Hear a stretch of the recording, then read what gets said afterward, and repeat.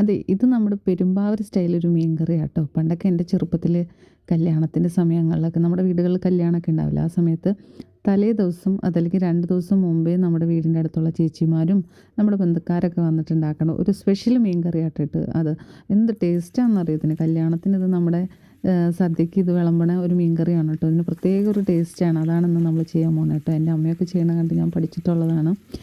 അതുപോലെയൊക്കെ തന്നെ ചെയ്തെടുക്കാൻ പറ്റും കേട്ടോ. ഓക്കെ, അപ്പോൾ അതിനായിട്ട് നമ്മളൊരു പാത്രത്തിൽ എണ്ണ ചൂടാക്കിയിട്ട് മീൻചട്ടിയിൽ എണ്ണ ചൂടാക്കിയിട്ട് അതിലൂടെ നമുക്ക് ആദ്യം ചേർത്ത് കൊടുക്കുന്നത് ഉലുവയാണ്. ഉലുവ ചേർത്തതിന് ശേഷം ഇഞ്ചി, വെളുത്തുള്ളി, പച്ചമുളക്, പിന്നെ കറിവേപ്പില, പിന്നെ നമുക്ക് എത്ര മീനാണോ ഉള്ളത് അതിനാവശ്യത്തിനുള്ള മുളക് പൊടി. ഞാനിപ്പോൾ ഇവിടെ ഒരു 1/2 കിലോ മീനാണ് എടുത്തേക്കണത്. അപ്പോൾ അതിനായി ഞാൻ 3 സ്പൂൺ നല്ല കാശ്മീരി മുളക് പൊടിയാണ് എടുത്തേക്കണത്. കാശ്മീരി മുളക് പൊടിയാകുമ്പോൾ എരിവ് കുറവായിരിക്കും, പക്ഷെ നല്ല കളറ് കിട്ടും കേട്ടോ.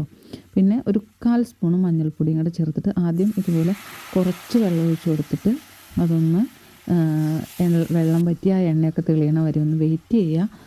അതിന് ശേഷം നമ്മൾ ഇനി ചേർത്ത് കൊടുക്കണം ഇത് പുളി ചേർത്ത് നമ്മൾ വെച്ചേക്കണ വെള്ളമാണ് കേട്ടോ.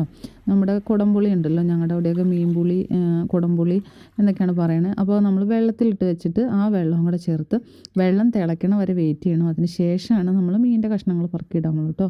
അപ്പോൾ എൻ്റെ അമ്മയൊക്കെ പറയണ കേട്ടിട്ടുള്ളതാണ്, മീൻ തിളയ്ക്കുന്നതിന് മുമ്പ് നമ്മൾ മീനിൻ്റെ കഷ്ണങ്ങളൊക്കെ പറക്കിയിട്ട് കഴിഞ്ഞാൽ മീൻ പൊടിഞ്ഞു പോകുന്നു കേട്ടോ. അപ്പോൾ അതിന് വേണ്ടിയിട്ടാണ് ഞാനും ഇങ്ങനെ തന്നെയാണ് ചെയ്യാറ്. അത് നല്ലതാണെന്നാണ് എനിക്കും തോന്നിയേക്കണത്. മീൻ വെള്ളം തിളച്ചതിന് ശേഷം മാത്രമാണ് ഞാൻ ഇട്ട് കൊടുക്കാറുള്ളൂ. ഇട്ടതിന് ശേഷം നമ്മൾ പിന്നെ കയ്യിലൊന്നും വെച്ച് അതിനകത്ത് സ്പൂണൊന്നും വെച്ച് ഇളക്കാൻ പാടില്ല. ഇതുപോലെ 2 സൈഡും പിടിച്ചിട്ട് ഇടയ്ക്കിടയ്ക്ക് ഇങ്ങനെ ഇളക്കി നമ്മൾ കൈ കൊണ്ട് കറക്കിയെടുത്ത് ചുറ്റിച്ച് അതിന് എണ്ണയൊക്കെ മുകളിൽ അതിൻ്റെ ഗ്രേവിയൊക്കെ മുകളിൽ വരാൻ പാകത്തിനായി കൊടുക്കുക.